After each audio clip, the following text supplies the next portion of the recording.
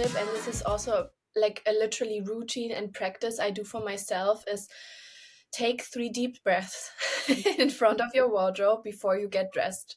It's like because the breath is actually the only like bodily and physical thing that's conscious and subconscious, and it connects your outer world with the inner world, like literally inhaling, exhaling. Yeah. And my biggest tip is to take these 3 inhales and exhales in front of your wardrobe and then get dressed.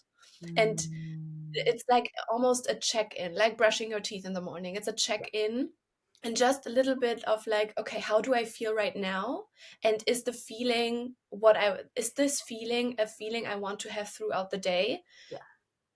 And then go from there. So if you want to change something, then take pieces that hit the dopamine, for example, or like bring you a good feeling in that sense, that kind of like, yeah, follows you through the day. And I also love, because with tips it's always so generic. I don't want to give a tip that is like, okay, wear this and then you feel a certain way. It's not about that. It's about you checking in. And then some days this might be like, the check-in might result in a blue shirt and sometimes in a, I don't know, pink big sweater or something. It's like, yeah, it's about this check-in. This is my biggest tip. And I think the greatest outfit that starts from this feeling, and then you totally forget about it. Like, you are very conscious in choosing the pieces, and then it goes, because it feels so much you that you forget about it. Then it's like transferring into the subconscious, and then this is the best outfit.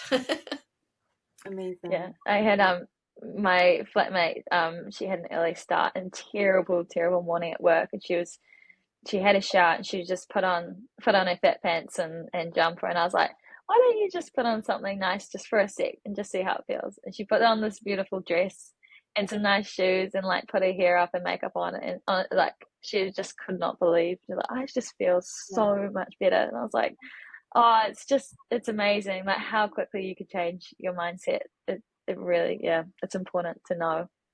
It's so true. And I love the idea of just small things that you can do to improve your day. I used to always lay out my clothes the night before when I worked in marketing, because, it was just like getting everything ready. But then as I realized, like, I actually need to check in myself in the morning to see, like, is this still like going to make me feel good? If it's not. And I think once I kind of reclaimed that power and decided, like, okay, I'm going to take some time to make sure I'm completely comfortable, it set me up much better for the day, rather than me going on like, because Shakayla from last night is different from Shakayla this morning. And I think we need to recognize that, like, we're constantly changing, and we need to acknowledge that. Definitely. I want to talk more about, obviously it's International Women's Day. I want to talk more about women, and why do you guys think that people like don't consider fashion as so serious because women like it? This is a bit of a tough question. Like, I remember I was doing a TV show and they asked me about some of the styles of some like famous women politicians, and it was great talking about their decisions. And I always come from it as a standpoint as like, this is how women choose to represent themselves. This is how they want to show up and like take notice. And then I got some comments saying like, oh, you shouldn't even talk about women's clothing because you're devaluing them and you're making them look like bimbos or something by addressing their sense of style. But I don't know, it's like such a tricky like place to navigate. Ellie, why do you think that people like have this kind of murky issue when it comes to like women and feminism and then fashion and still loving style? Like, what do you think that's about? Yeah, it's really prevalent, and I thought about this quite a bit, and because when I definitely first started talking about fashion psychology, people just love to call absolute that's bullshit. Like, it's not a thing. What are you talking about? And it's like, why is that? And it's just that connotation around fashion, and that it's meaningless, and it's the complete opposite. Back to so many years ago, and the royalty, and like purple, and how like it resembles this higher power, and how that then comes through to today. It's just amazing that people can think that it doesn't exist and that it doesn't it's not important. and I definitely do unfortunately think that is derived from like women being inequality and all of the associations that comes with that fashion is connected to female, and we are still riding that wave.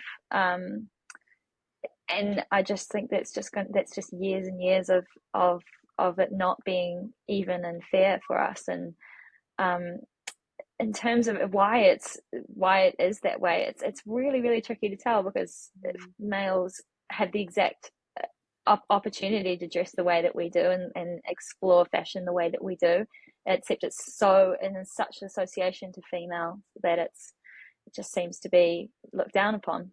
Yeah.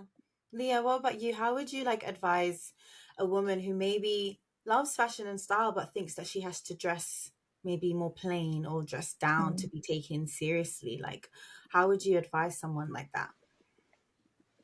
Yeah, I think it's not about advising here, it's more about empowering and being an example to do this. And that's, I mean, it's the hard way and it's the uncomfortable way, but just being an example and leading from there. Because, I mean, if you look at as history, as you said, Ellie, and also numbers, there are many men involved in the fashion industry and in the fashion business side. So many men. It's and it's so like, even now when I think about fashion, it's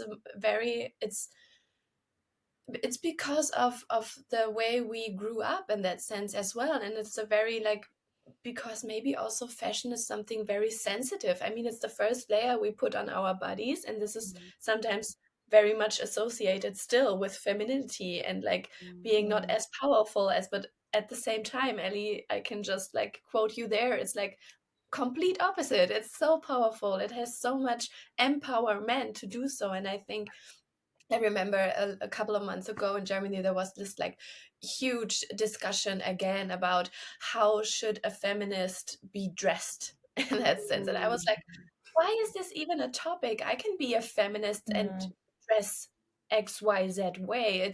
How does a feminist look anyway? It's like Yeah. so random, and it's so not the point about what we actually should talk about. Yeah, it's true. And I Yeah, feel I think I want to lead with example in that sense and not advise someone, but empower someone.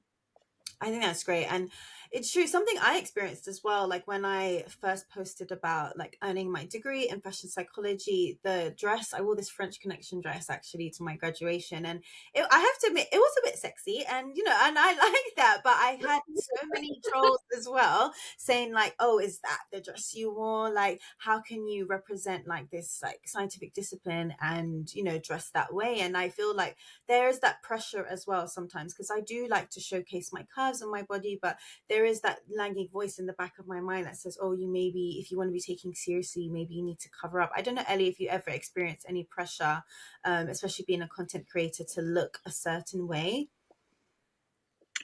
Yeah, I definitely so much in my there's so many trolls online. Oh my gosh, on TikTok it is horrendous. I try to avoid looking at any comments, but definitely throughout my corporate career, consulting and advertising and things like that, absolutely it was so male dominated, and everyone had to be comfortable in the room, right? It's just it was, yeah, really frustrating. And I think we've always been like confined to that societal pressure of what's deemed to be acceptable in that wherever society is. And yeah, I dress up and go to my office and work every day, and people always stare at me and go, "Oh, you're a bit dressed up today." And it's like, well, what's like? How does that make you feel? I'm dressing true to myself, and this is what like my heel brings me some authority and some confidence that I can take on the day, and you're kind of looking down on that based on the position or your insecurities, or the fact that you're not as dressed up, and